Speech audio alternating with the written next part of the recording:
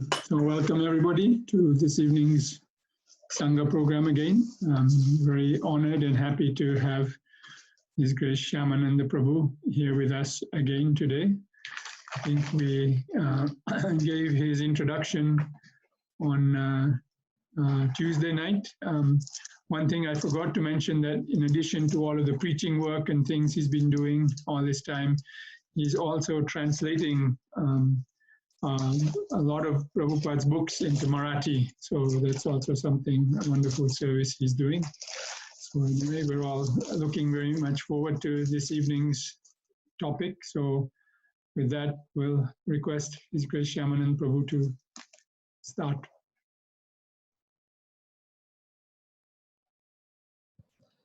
Hare Krishna. Am I audible? Yes, we can hear you. So thank you for having me, and I hope that today's title did not confuse anyone. So I will spend some time explaining why I chose this title. So we'll begin. Om Ajnanatimidandasya Gyananjana Shalakaya Chakshurandilitam Yena Tasmai Shri Gurave Namaha Sri Chaitanya Manobishtam Sthapitam Yena Bhutale Swayam Rupa Kadamayam Dadati Supadantikam Nama Om Vishnu Padaya Krishna Pristhaya Bhutale Srimate Bhakti Vedanta Swami Niti Namine Namaste Saraswati Devi Gauravani Pracharine Nirvishesha Shunyavadi Paschatya Deshatarine Vancha Kalpataru Bescha Kripa Sindhu Bhyayevacha Patitanam Pavanebhyo Vaishnavibhyo Namo Namaha Jai Sri Krishna Chaitanya Prabhu Nityananda Shri Advaita Gadadhar Srivasadi Gaura Bhaktivinoda Hare Krishna Krishna Krishna Hare Hare Hare Rama Rama Rama Hare Hare. Hare Krishna everyone, thank you for having me. So last time when we were discussing the glories of Hanuman, two questions came. One from you, Nilani Prabhu, about the connection between Lord Shiva and Hanuman. So I told you that although I am not very intelligent, I am expert in begging, borrowing and stealing knowledge. So I borrowed it from a very close friend, and I got this information that the Puranas have this story. One is the connection with Lord Shiva appearing and seeing Mohini Murti form of Lord Vishnu and getting enamored by that form. And then Mohini Murti warns Lord Shiva that please don't request this. This is not a form which is relished by the godly. This is mainly to mesmerize and put the demons in illusion. But we know that Lord Shiva always is interested in glorifying Vishnu, so he agrees.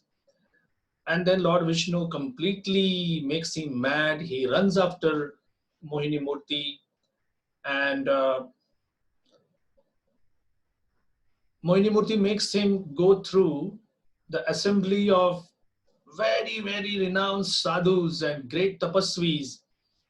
And in front of them, they see every day they discuss tapasya and vairagya. And here they see their own Lord and Master on whom they meditate, running after this form of a woman. And Lord Shiva, he loses his ojas, his energy, and that is gathered by the sages. And it is that which is transferred by Vayu and preserved in the womb of Anjana, who had prayed to Lord Shiva that I want to increase my devotion for you. Lord Shiva, being very pleased, asked, what exactly do you want? She said, a son, not just like you, but you should come as my son. And Lord Shiva agrees. And we have this Puranic evidence that Lord Shiva always is engaged in chanting Lord Ram's glories. So that is how he had his own Amsha come in the form of Hanuman, and who would assist Lord Ram. So that's there is another story, but that's a bit deeper, and I don't know the full details. But if you're interested, I will share later. So anyway, that is thank you for asking me. I also had this question for a long time, but normally on your own you don't delve deep into Puranas. So whoever helps you in doing that, you should consider your guru. So I thank you for prompting me on that.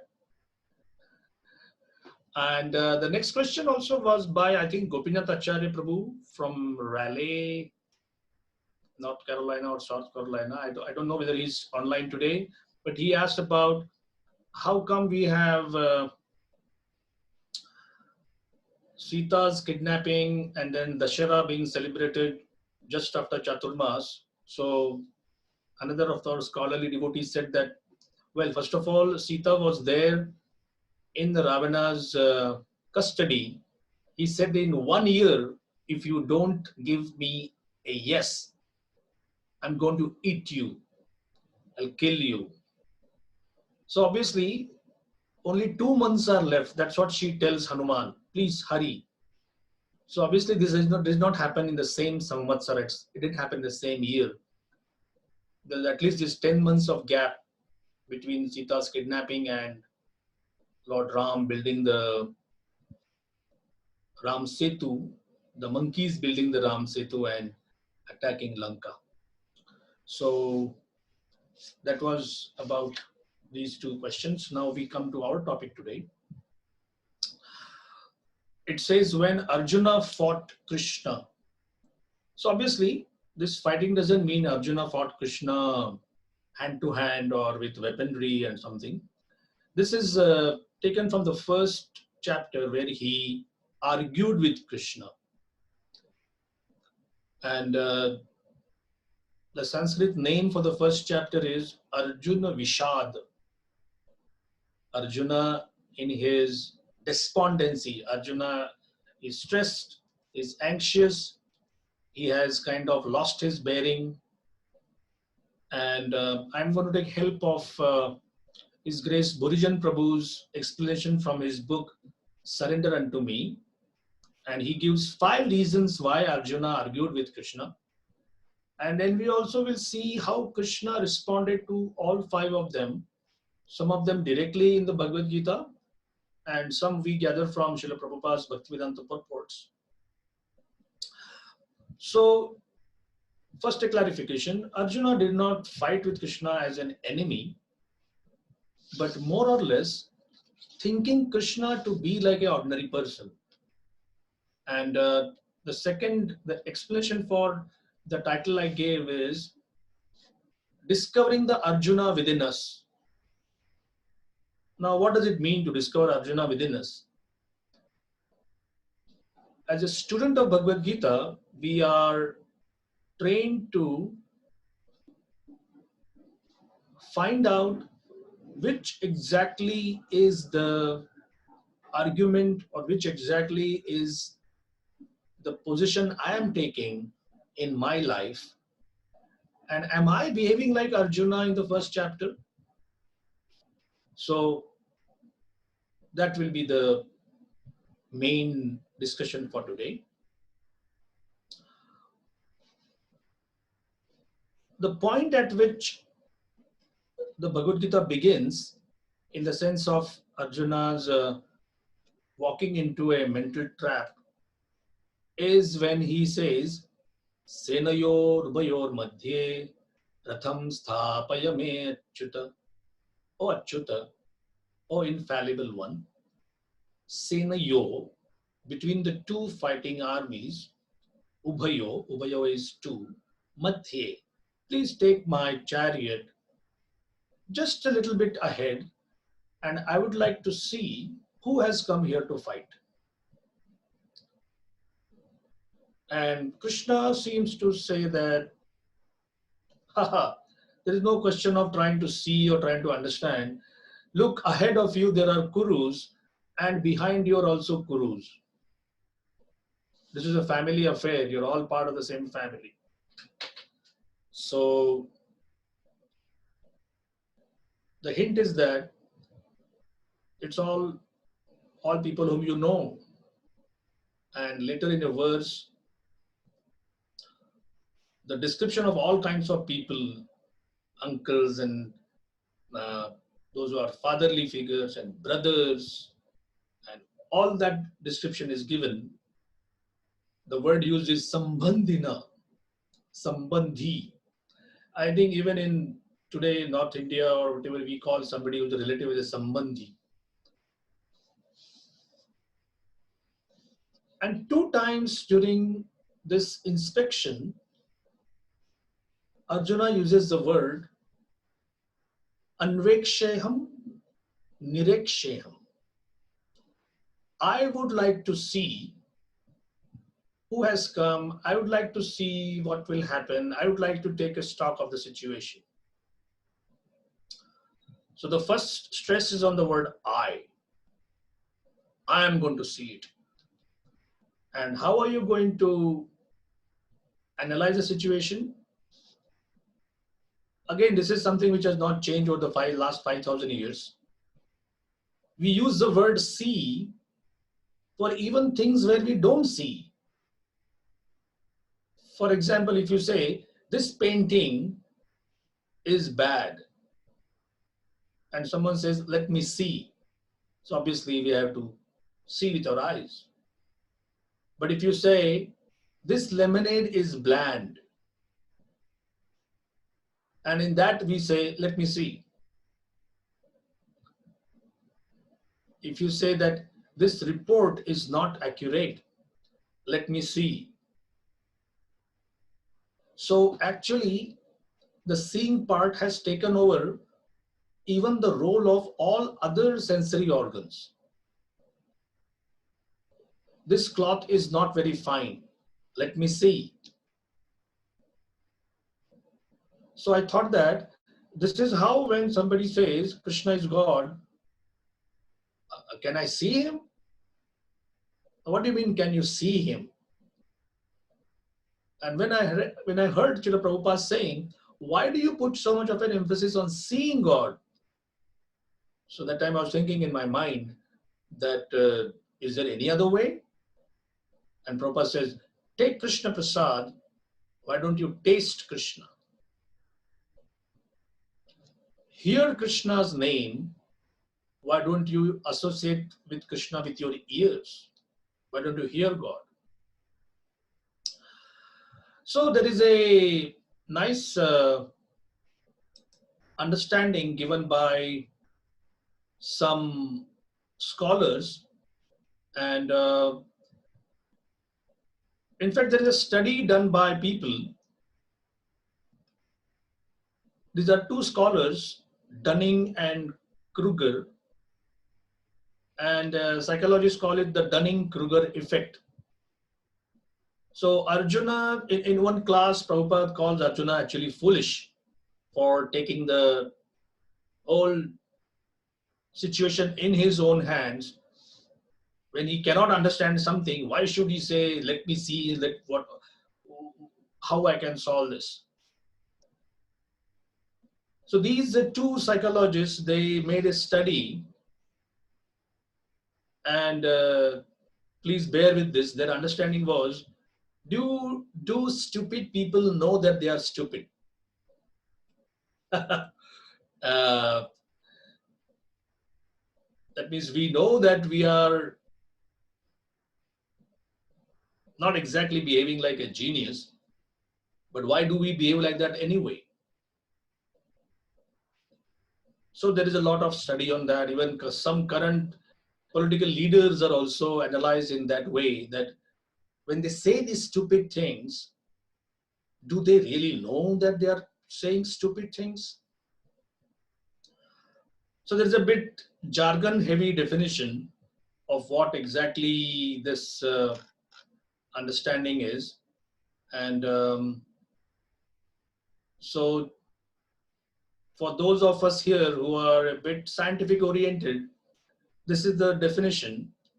It's a cognitive bias whereby people with limited knowledge or competence in a given intellectual or social domain greatly overestimate their own knowledge or competence in that domain relative to objective criteria or to the performance of their peers or of people in general. Now, I confess, I am just parroting something which is written in heavy psychological jargon, but there is help here. One comedian, he simplified this by saying that people with this kind of a IQ are so stupid, they have no idea how stupid they are. So if you are very, very stupid, how can you possibly realize that you are very, very stupid? You have to be relatively intelligent to realize how stupid you are. In order to know how good you are at something requires exactly the same skill as it does to be good at that thing in the first place. If you're absolutely no good at something at all, then you lack exactly the same skills that you need to know that you're absolutely no good at it. So this is the situation. We cannot understand how bad material life is. Why? We cannot exactly understand how much illusion we are because we are in that illusion. And staying in that illusion, we cannot make any plans of how to come out of it. So Arjuna's objections here, and there are 5 of them in Bolijan Prabhu's book, Surrender Unto Me. We will take them one by one. First of all, I will describe what they are. In one sense, they are all watertight. They all make sense. Srila Prabhupada summarizes them by saying, why Krishna is hell-bent upon foisting a war on Arjuna when he is such a nice, non-violent person? So, let us begin with an analysis of this Arjuna's logical and verbal fight with Krishna. First, Arjuna says compassion. Krishna, you don't understand. I really feel for these people. They are warriors, they are householders, they have their wives and kids, and they have just come here and they're all going to die. I feel for them. I'm a very compassionate person. The second reason is not very noble.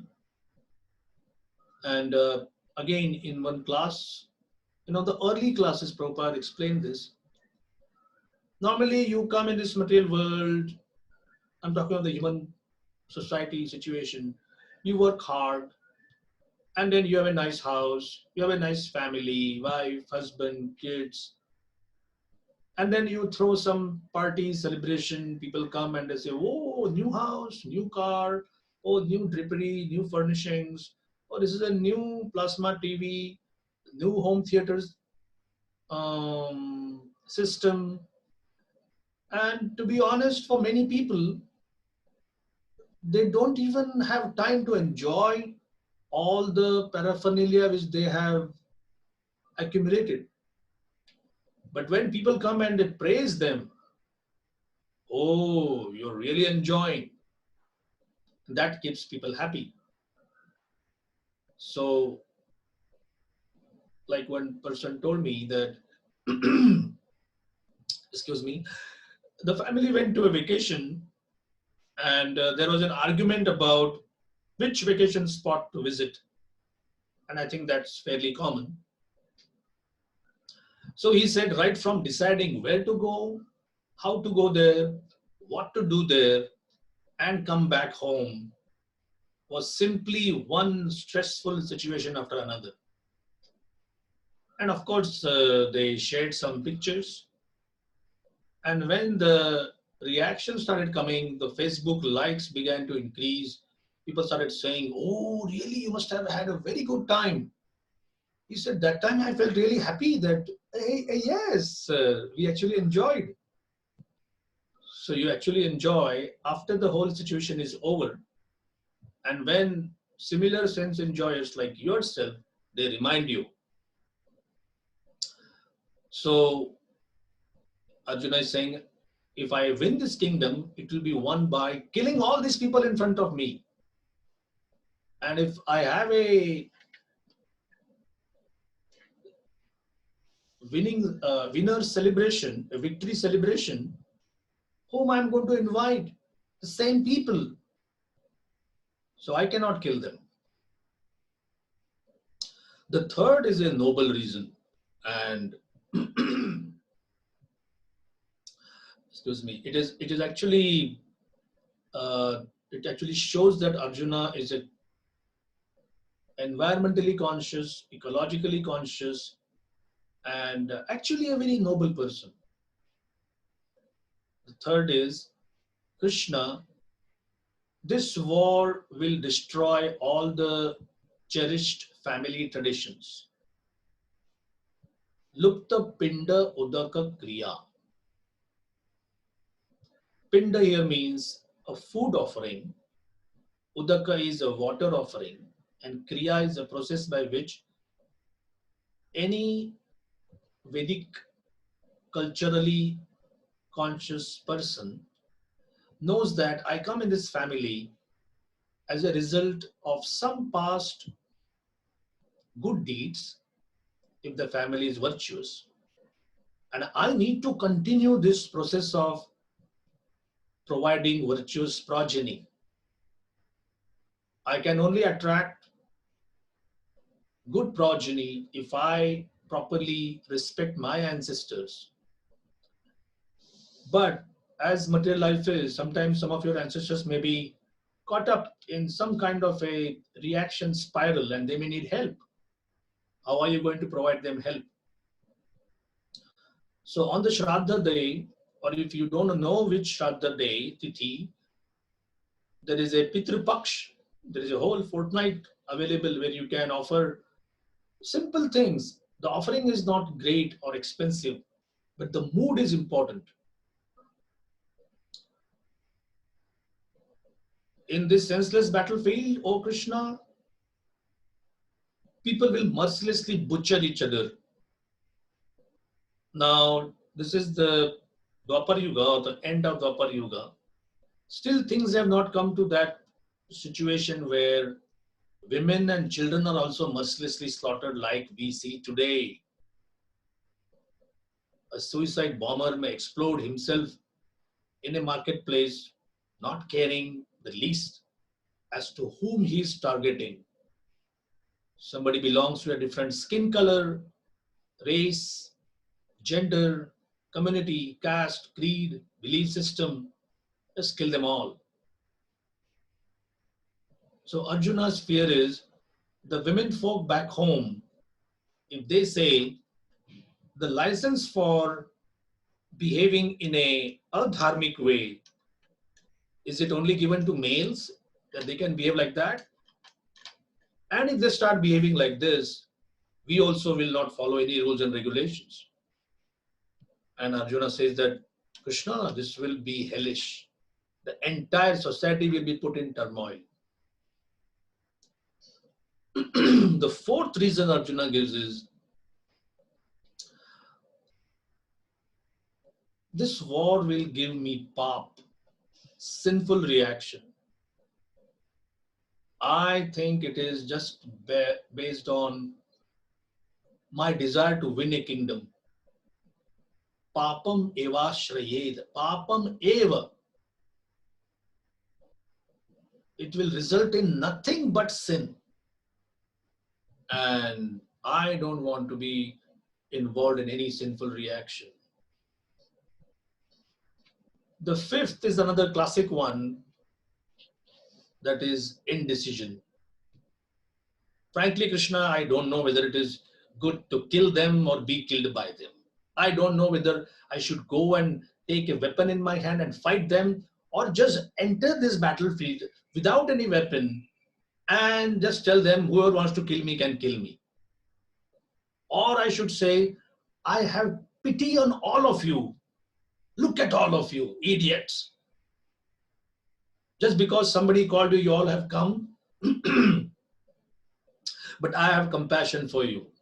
I have news for you. I'm leaving this. No, but I have been called to take up arms. If somebody tells me, leave your Gandiva bow aside, I say, wait. Now you have to fight with me to the death of one of us. So, Prabhus and Matajis, this is the fight between Arjuna and Krishna. I'll go through the 5 causes, 5 reasons Arjuna gives. I feel compassion. I have to enjoy. This war will bring me nothing but suffering. Family traditions will be destroyed. I fear there will be sinful reaction coming upon me. And basically, I don't know what to do. So, we saw the Dunning-Kruger effect, that stupid people don't know how stupid they are, because in order to know how stupid you are, you require some intelligence. How does Krishna deal with these? In the 2nd chapter, we have Krishna saying, Ashochan anvashochastvam pragya vadamscha bhashase. Ashocha. Shok or shocha is to lament, to whine. I don't know what to do. Nobody's helping me. The world is very cruel. Hey world, look at me. Look at me. I need to give some attention to me. Krishna is saying, all 5 of these are ashocha, not worthy of lamentation. Ashochan anushochastvam pragya. You are talking as if you have a huge IQ. You are a big pandit. Pragya vadamscha bhashase. You are talking like that. Those who are learned, na anushochanti pandita. This kind of lamentation is not worthy of a learned person. Which means basically in a polite way, you are not learned at all. First point, compassion. Now this was also Prabhupada's favorite point. He would say, compassion for the dress of a drowning man is useless. In fact, in America, devotees used to do this road show where a person would be drowning and his wife would be shouting to the public, please, please, help, help, help. My husband is drowning, he's drowning. And a devotee with a jacket which used to say social worker or welfare, he would come and say, don't worry, lady, don't worry. And he would jump, he would make a show as if he's jumping in. He would waddle swim near the person, remove his jacket and come out and say, I'm sorry I couldn't save your husband, but at least I saved his expensive jacket. So this is the compassion for the dress of a drowning man. Enjoyment. Krishna says that everything here is temporary. Nothing is permanent. So you need to understand that so-called enjoyment and so-called suffering here doesn't stay with you. It's not eternal.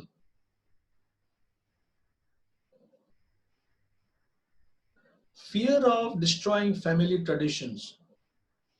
This is a classic one. Krishna says that, why do you think I come and I advent in this material world? Sankarasya cha kartasyam upahanyam ima praja. That Arjuna, if I don't advent and I don't give wisdom, I will be the cause of destroying family traditions.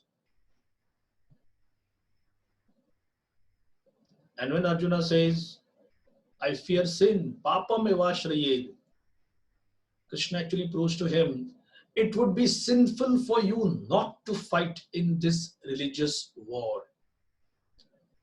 Idam dharmyam sangramam. Now I know this religious war or a dharma yuddha is very much an abused concept in today's Kali Yuga. In fact, among scholars, there is a debate, religious scholars, and they have to be defending their position that can God sanction a war? And we have many people who say yes. In fact, according to some people, religion has caused more wars than anything else. So how do we understand this?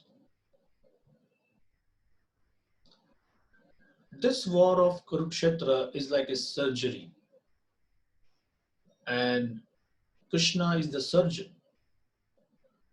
In a normal surgery, you go to the hospital voluntarily, you offer your body to the surgeon and say that, please, there is an ulcer, remove this. So although the ulcer is part of the body, you may love your stomach, but you may not know that within the stomach there is an ulcer and that has to be removed. So Duryodhan, Shakuni, Dushasana, Karna, they all have become like ulcers on the basis of something good. Duryodhan is an expert manager. Shakuni and Dushasana are big time warriors. Karna is a very charitable person. So why call them khala? Why call them antisocial? Just one good reason. They're all envious of Krishna, envious of Krishna's representatives. So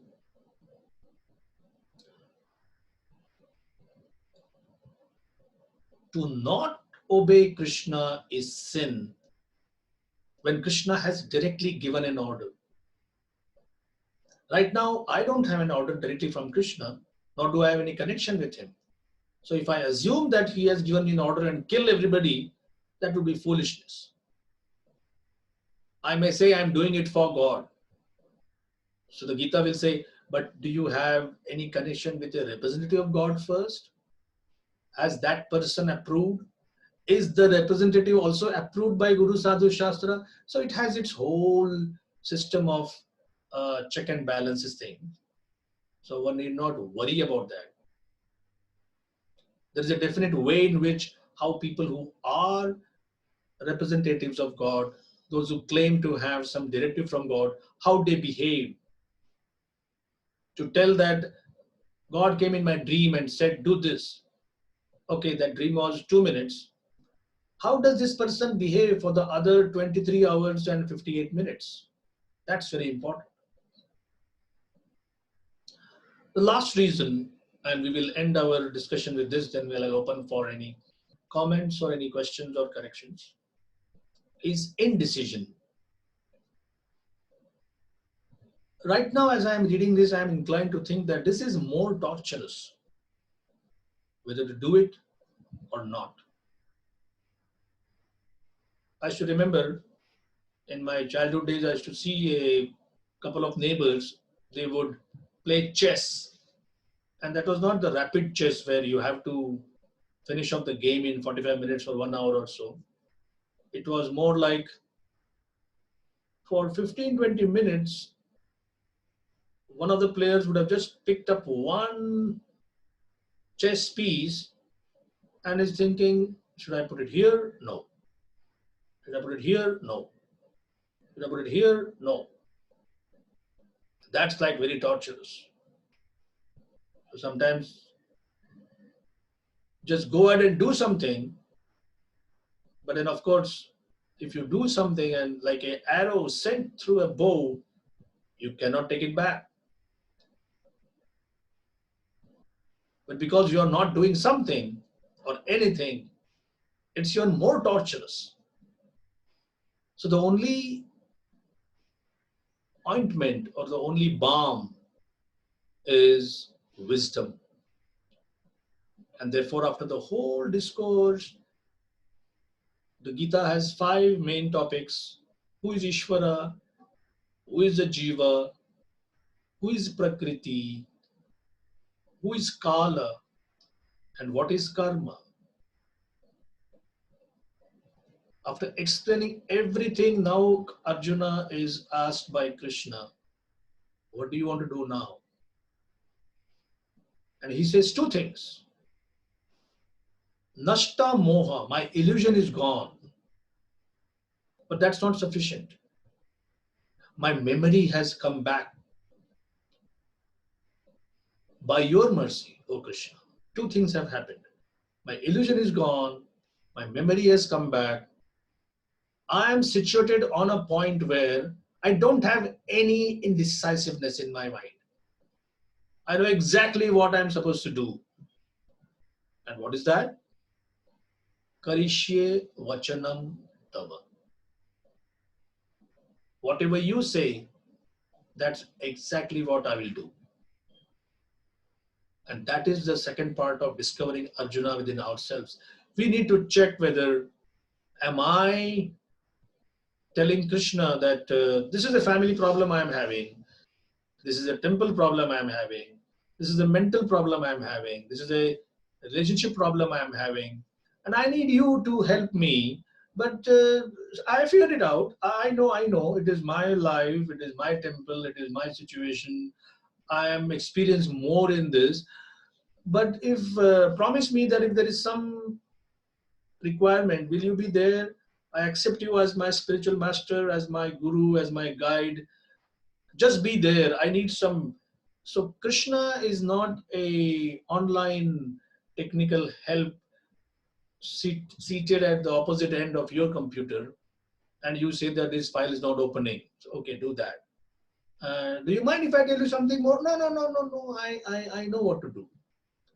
And be there online all the time.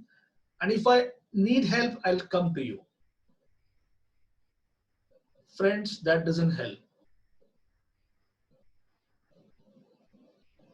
The Bhagavad Gita is not a part-time armchair philosophical occupation. Just like Arjuna surrendered wholesale, only then he could come to this point of no illusion, full memory backup achieved, and I'll do what exactly you want me to do. Hare Krishna. So we have about 10 minutes or so. If you would like to share some realizations or even questions or comments are welcome.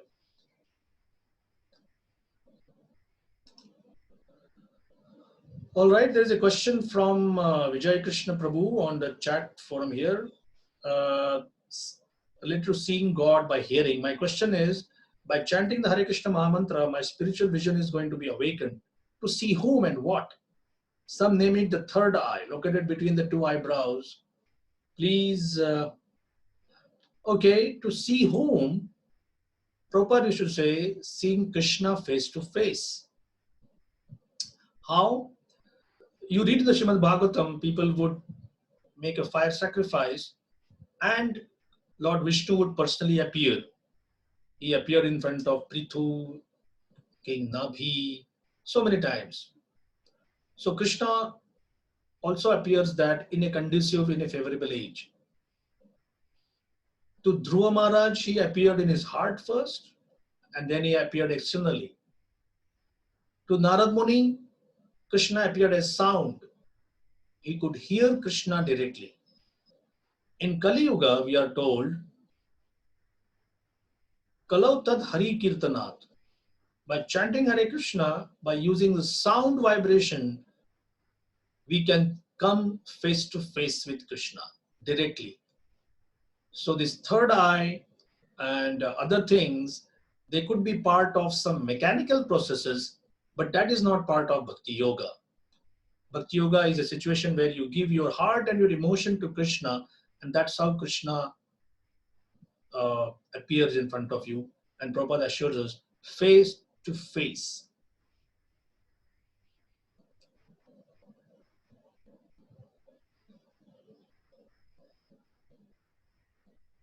Krishna Shaman Prabhu, this is Shyam Kundas.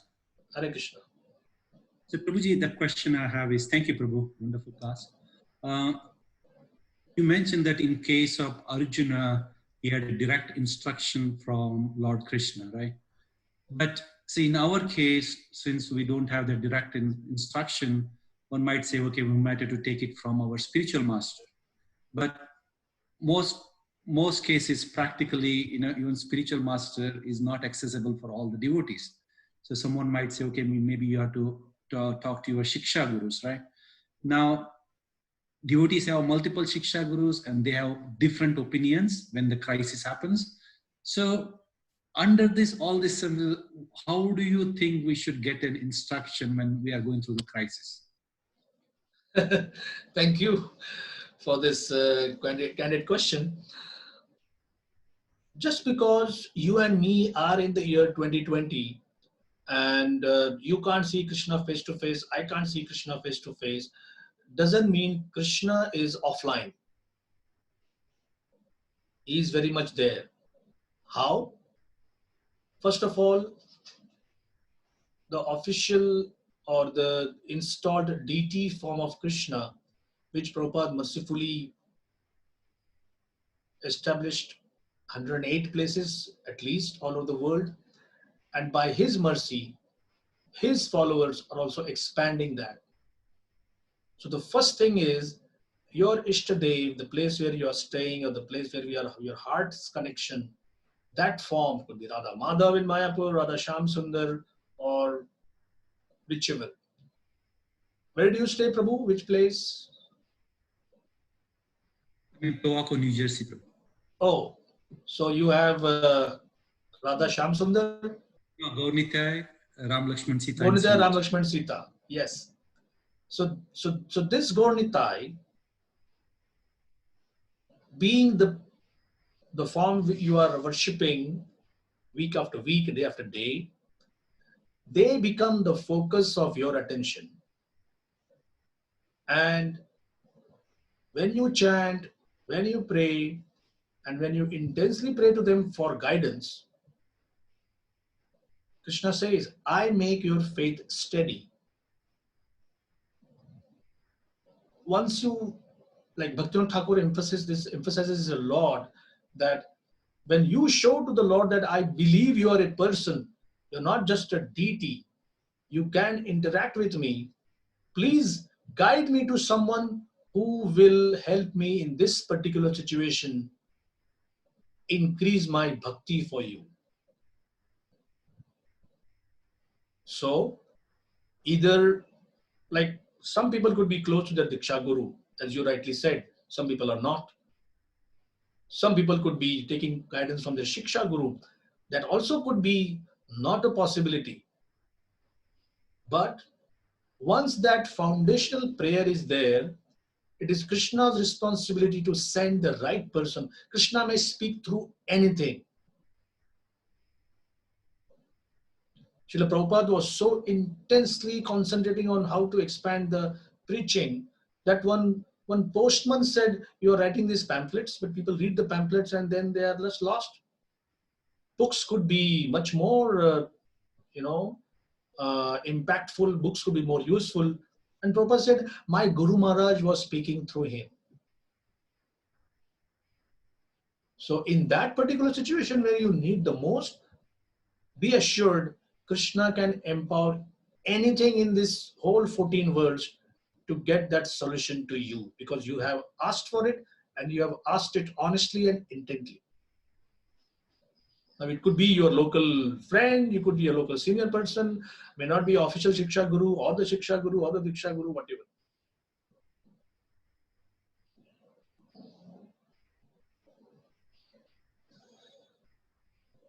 Try it out sometimes. Thank you, Prabhu. Prabhu. Yes, Prabhu. Just a follow-up question to Shankun Prabhu's question. If you follow that process which you described, how do you differentiate something that's just not coming from the Lord through another person? You know, how do you know which is the bona fide message coming from the Lord versus just something random from somebody else? Okay. Let's say I'm staying in the temple, but I don't feel like going to Mangalarti and chanting my rounds. And if I say that Prabhupada came in my dream and said that, Syamananda, you're chanting for the last 30 years, I think it is enough. Now you don't need to chant. Now it is Prabhupada, he came in my dream and I heard it. It's a very lucid dream. Now the question is, I need to check this with Guru Sadhu Shastra. Guru means either my personal Guru, Diksha Guru, Shiksha Guru, or seniors around me. Sadhu means contemporary sadhus or the millions of sadhus of the past. What Haridas Thakur has written in Harinam Chintamani, which Bhaktivinoda Thakur has kind of captured, and Rupa Goswami's instructions on the holy name, Rupa Goswami's instructions on sadhana bhakti. So if all these three say that, no sir, it would never be possible that anyone can give you this kind of an instruction, that it's enough that you have chanted for last 30 years, and that's more than good enough for you to go back to Golok. Because each and every one of the instructions says, chant 24 hours, chant purely, chant with devotion. The sadhana bhakti principles are important. So who came then in my dream? It was my own mind disguised as Prabhupada. So just because somebody got an instruction and somebody is saying I got it, we still have the check and balance system, and only then we can see whether this is properly in line with the bhakti process or not.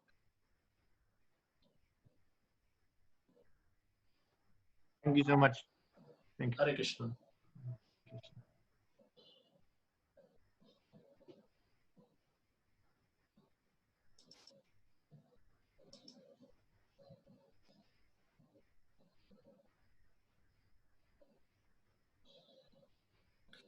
Just to add something there, Yes, Prabhu. There's a place in Bhagavad Gita where Prabhupada says in the purport that the devotee is perfect in his actions because whatever he does is illuminated by Krishna from within. And in the page proofs, Prabhupada penned in and confirmed by the bona fide spiritual master.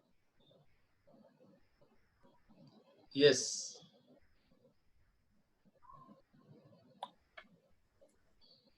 So, Prabhu, my name is Mahesh Pandit Das. Hare Krishna. Hare Krishna. So, even though you find the solution from bona fide people and you think you are right, that is a solution, but then you still have to go through these three things, like it has to tally with Sadhu, Guru, and Shastra also. Correct. So, the main important thing is the answer is okay, I get answer from all the people, but then it has to tally with Sadhu, Guru, and Shastra. And that, I think that's the main thing that you're saying. Yes. Oh, okay. Thank you very much. Hare Krishna.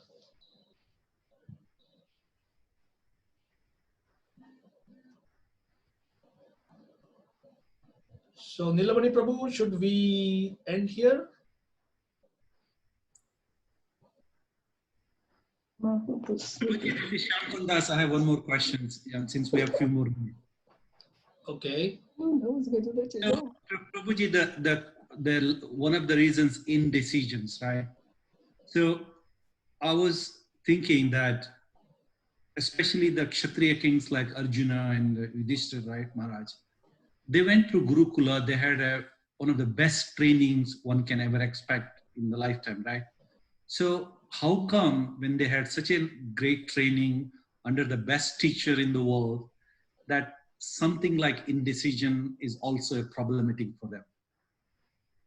Oh, just because you have good training doesn't mean that indecision won't hit you. Imagine Krishna brought this chariot. If he would have brought the chariot in front of people like Duryodhan, Dushasan, and their ilk, there would be no Bhagavad Gita discourse, the war would have begun.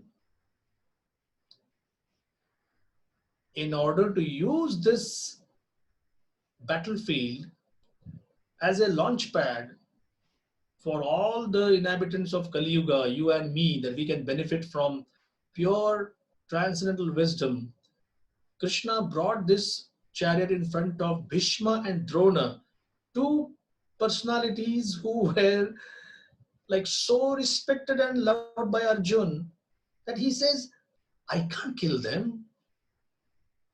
They are worthy of worship. I should be offering flowers to them and not arrows. One is my beloved grandfather. One is my beloved teacher. So, whoever you are, whatever you are,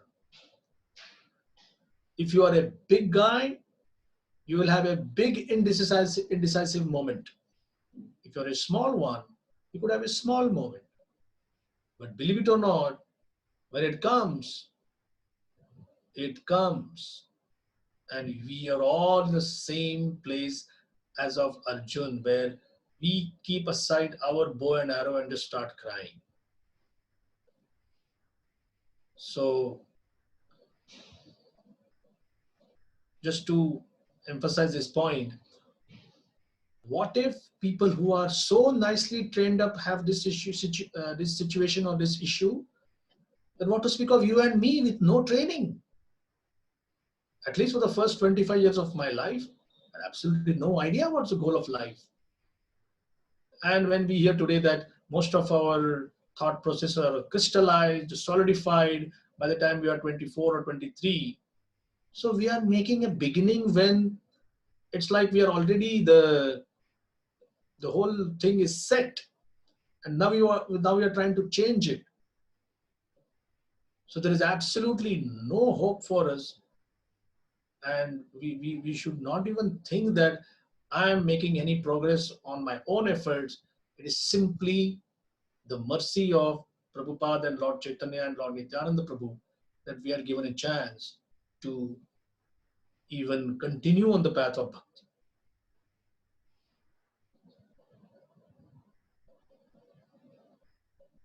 Thank you, Prabhu. Hare Krishna. Is it because of the conditioning of the soul that's what is happening? Oh yes. The conditioning is, I don't know what I'm supposed to know, and I don't even know what I don't know. So the stupidity is because of conditioning, and unless this is removed, we cannot take the right decisions. Exactly. You know, in India they say, why don't you have any experience? Because I don't have a job. Why don't you have a job? Because I don't have any experience. Thank you, Prabhu. Hare Krishna.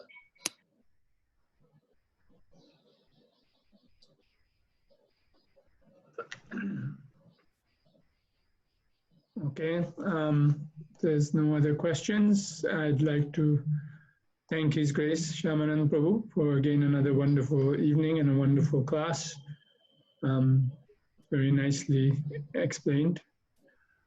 And invite everybody to again join our Sanga tomorrow at 8 o'clock, where Jayadvaita Swami will continue reading from Srimad Bhagavatam.